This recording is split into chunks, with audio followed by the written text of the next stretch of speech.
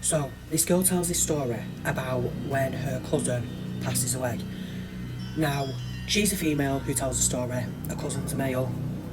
They're very, very close, grown up together obviously, and yeah, she took it pretty bad. She started having these dreams what become more like nightmares, where he'd be in them, but she'd feel quite uneasy. And she'd wake up really confused by it because obviously they were very, very close, there's no reason for her to feel afraid, but she did. Eventually the nightmares do stop, and fast forward a few years, she's moved houses a couple of times, she's got married, she's had a little boy, and her and her husband find a lovely home that they settle in, and everything's going fine, they're happy. Then one afternoon, she is in the living room, a little boy is playing with his toys on the floor in the living room, and her husband is pottering about in the kitchen, doing whatever.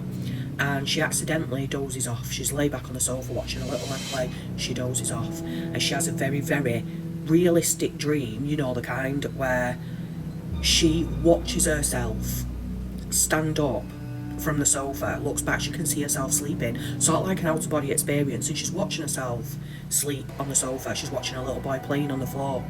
She can hear her husband in the kitchen, and she gets this overwhelming fear and this feeling of doom, this dreaded feeling again. Now, in a lounge, she's got like a front door and she's got like windows either side, and she's looking out of this window and she can see her cousin slowly walking up a driveway towards the front door. And she's literally frozen in fear. She's just got this feeling all over again. And in her mind, in her head, she knows she's in this dream, she's in this nightmare, but she can't move, she's just stuck right there in the living room and can't move. She watches then a little boy get up off the floor, he looks towards the door, he gets up off the floor, stops playing, he walks over to the door, and he looks through the glass window at her cousin. And the little boy, who can't speak at the time, he's only tiny, he babbles something to the cousin, and the cousin just stares at him.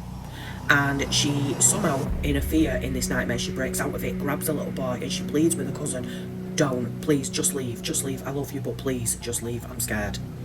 And he turns around and he walks away. She watches him walk down a drive, and as he walks around the corner, it startles her and she wakes up.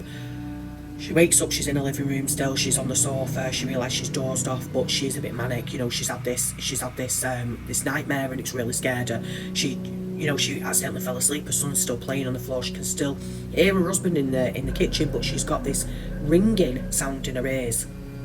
And this feeling of dread is washed over her, and it just won't go away. So, to take her mind off it, she gets up, she grabs a book off the shelf and decides to sit back down and read to try and take her mind off this nightmare. And